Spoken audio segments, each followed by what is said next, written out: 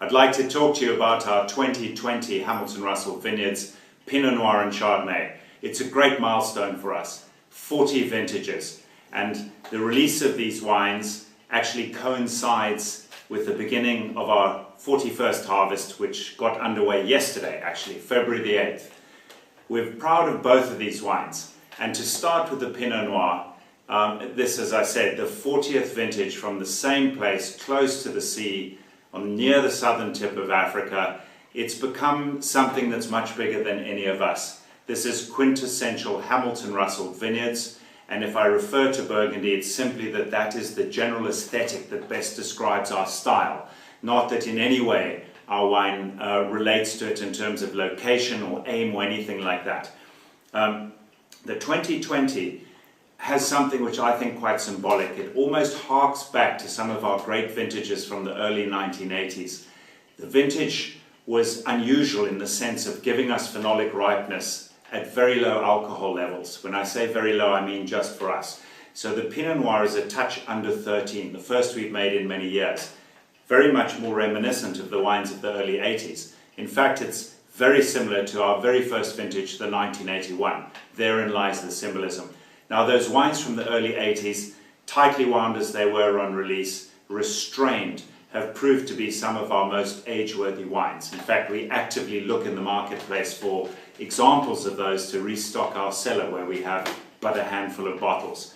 Now, this 2020, to me, represents Hamilton Russellness in the sense of being much more spice-driven. It's got that tightly wound athletic structure, despite having a great degree of elegance and a lightness of step. So the first experience is not just a glob of fruit, it's not big, full, round, soft and easy with a sensation of sweetness, very much not New World Pinot Noir. I like to think of it as a more intellectual style, a wine that opens in the glass, that you have to think about deeply. We've found amongst the spices things like cloves, things like salted black licorice, cracked black pepper. On the fruit profile, which is very subtle and doesn't dominate, we find wild strawberries, we find cranberries, pomegranate, we get a kind of a sensation of wild herbs as well. Then on the palate, it has that very almost restrained, athletic, dry tannins, finishing dry, quite sappy, but quite long and elegant and light of step. If we are going back to a Burgundian analogy, our recent vintages for quite some years have been placed more in the Côte de Nuit stylistically, with a lot of people oscillating between Gevrey-Chambertin for a vintage like the 18 or Moët-Saint-Denis for others, but that kind of area. This to me harks back to our earlier Pinots from the very early stage, where we were often placed in the Côte de Beaune. And to me, funnily enough, reminiscent of Volnay meets Pommard. And we enjoy it, and I hope you do.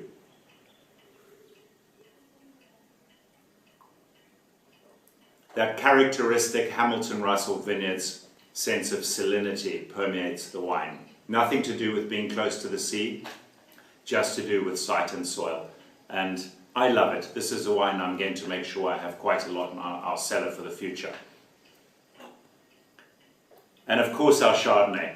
Now Chardonnay we started making commercially only in 1983, whereas our first Pinot Noir was 1981. But the first Chardonnay made on Hamilton Russell Vineyards was 1982. So theoretically this is our 39th vintage, but for Hamilton Russell Vineyards overall our 40th vintage. Now this is just typically Hamilton Russell in all senses of the word. And it, despite its lighter alcohol, again a touch under 13, it has a texture and layers as a result of our work with indigenous yeasts, our own endemic yeast, wild yeast ferments, our very, very careful use of oak and very high percentage of near untoasted barrels to make sure that wood spice is just barely there in the background.